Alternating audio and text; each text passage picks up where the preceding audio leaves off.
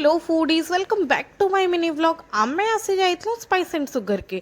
इनो आसी गला हमर ऑर्डर जिनथरे के थिला चिली बेबी कॉर्न एटा देखबार के जते टेम्पटिंग दिसथिला खाइबार के भी हेते ही टेस्टी लागसी गाइस बिकॉज इनो चिली बेबी कॉर्न रो टेस्ट मैं जिते थर भी ट्राई करछे सेम टेस्ट लागसी और बहुत ही टेस्टी लागसी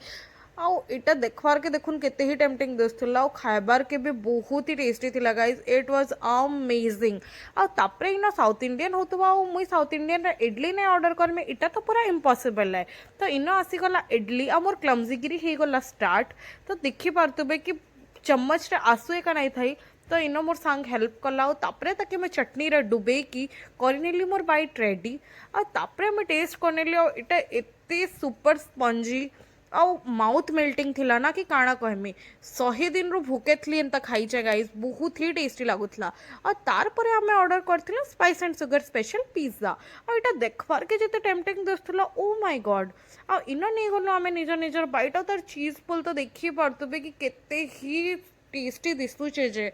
तो इनो मैं ट्राई करनेली and it taste amazing guys out of the world थिला आपण मैंने जदि इनो ट्राई करछन बोले मते कमेंट सेक्शन रे सियोर बताबे आ जदि ट्राई नाइ करी तो सियोर ट्राई करो आज लगे एते नेक्स्ट व्लॉग रे भेटमा बाय बाय।